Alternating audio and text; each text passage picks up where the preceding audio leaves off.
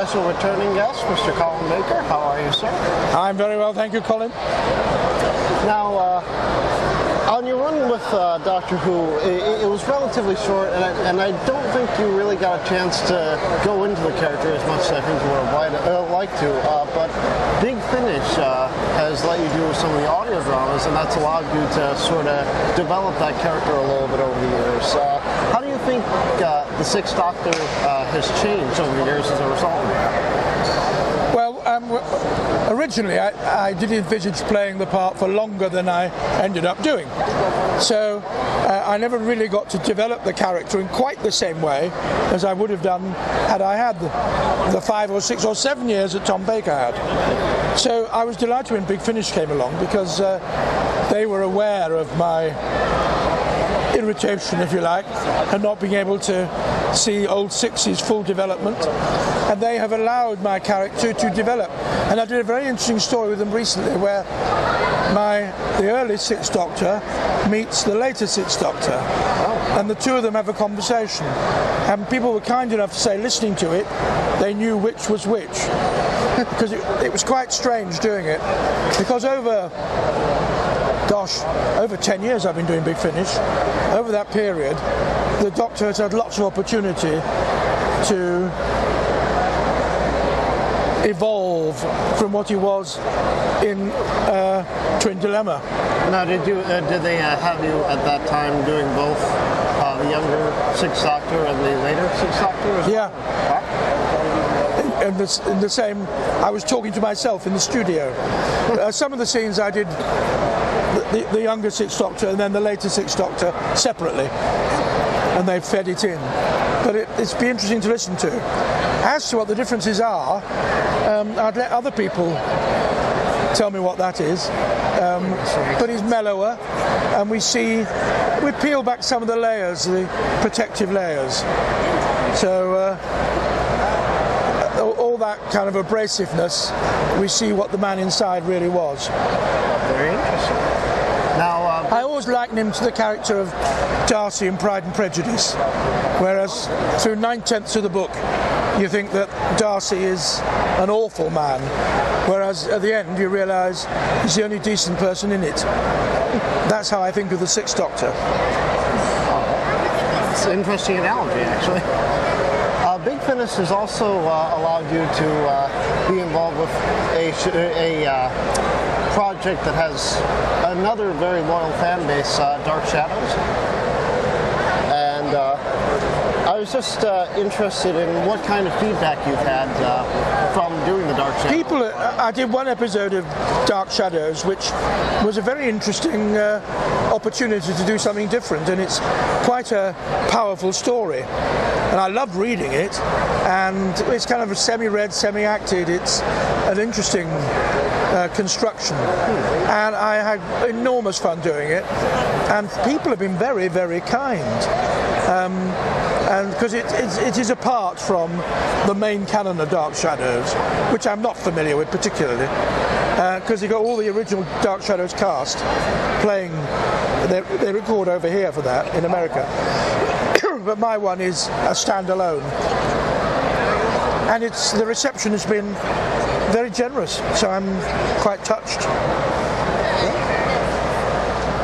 Now, in England, you're also well known for I don't know if you call it a blog, but your postings on Bucks Free Post and Bucks Free Press. It's a newspaper. Press, excuse me, I'm sorry. It's a newspaper and newspaper column. And your column is called "Look Who's Talking," where you make some sort of slice of life observations about various things. What can you tell me about that? Well, 17 years ago, something like that, I wrote a letter to my local paper, and they printed it, and they contacted me and said, would you like to write a weekly column? And I said, yes, yeah, why not? Because it's quite nice to be able to air your views on things. And I'm up to 940 something. So I'm looking forward to the possibility of, I can't imagine there are many other columnists who've written a weekly column for 18 years. It'll be 19 years by the end. I certainly can't think I'm of it. aiming for the 1,000. And every week, 500 words. It's not much, but you know, it's column down the side of the page.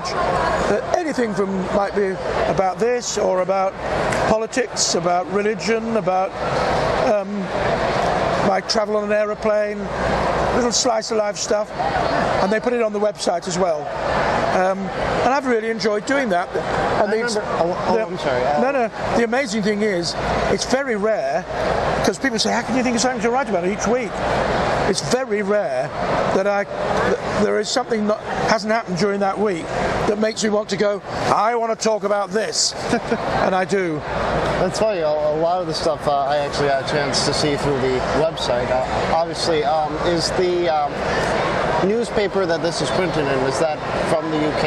Or? Yeah, it's in Britain. Oh, okay. So it's my local paper. Oh, okay. So I live in Buckinghamshire, and in a town called High Wycombe, and it's the Bucks, short for Buckinghamshire Free Press. It's not free; costs £1.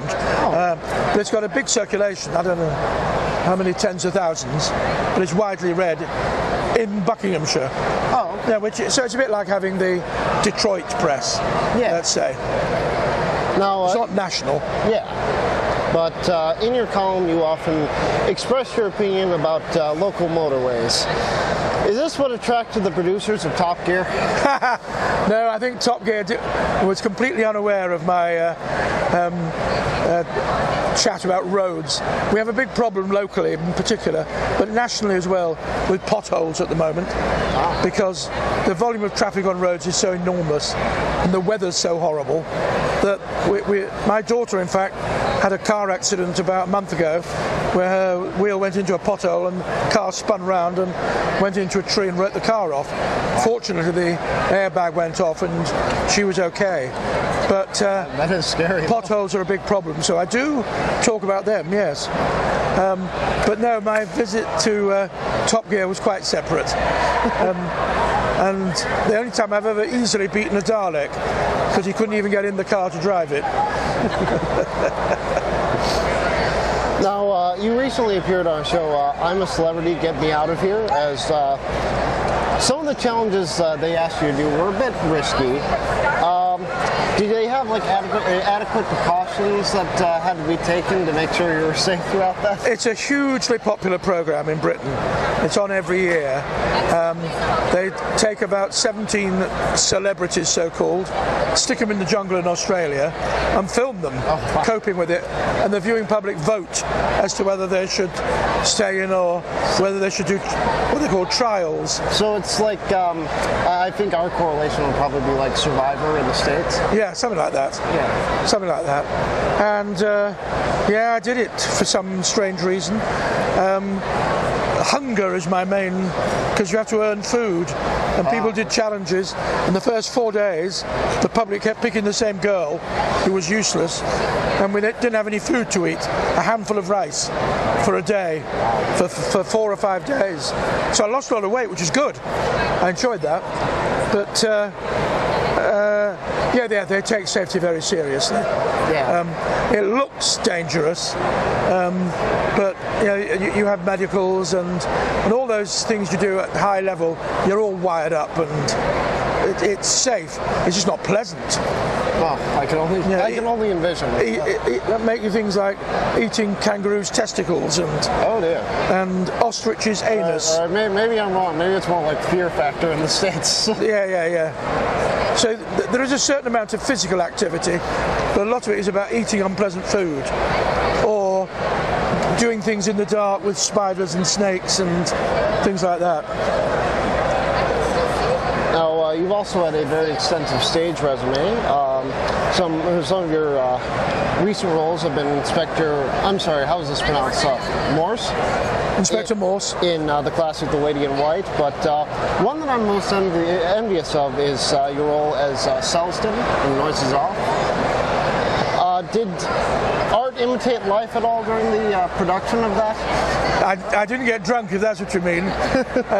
Noises Off is a brilliant play, and I would be more obvious for the producer in it, but on this occasion I was... Honestly, I was thinking of that for Lloyd. But, oh, very good, you know the play. But I was Selson. Funny enough, Sylvester McCoy played that a couple of years earlier on tour.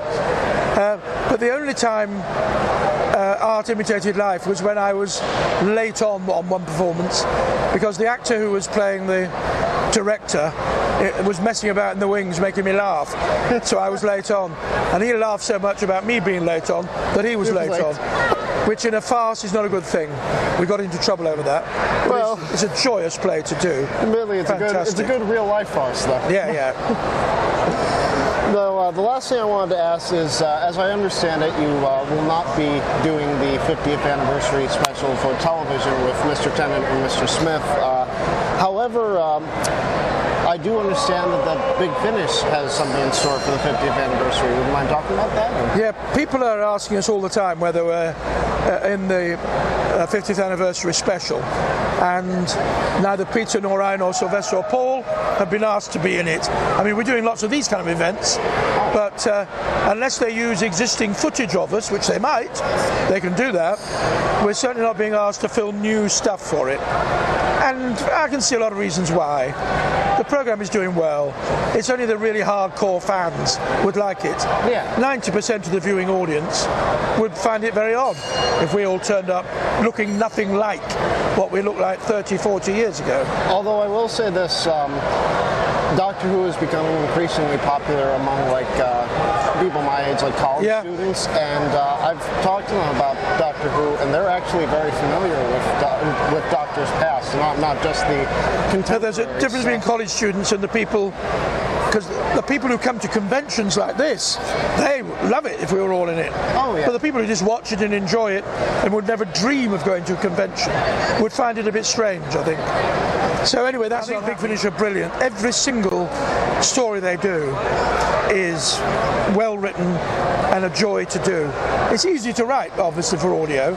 Yeah. Because a lot of the stuff we've done, like the Space Whale, was written for television and they couldn't afford to do it. So, because of how do you produce a space whale? This is back in 1985. Well, I was going to say, the CGI now might take care of it. CGI would do it, yeah, but back then it didn't. So they've done all those old stories, and they have done I'm not allowed to say too much about it, but there is a multi-Doctor special on audio done by Big Finish. Yes. Excellent.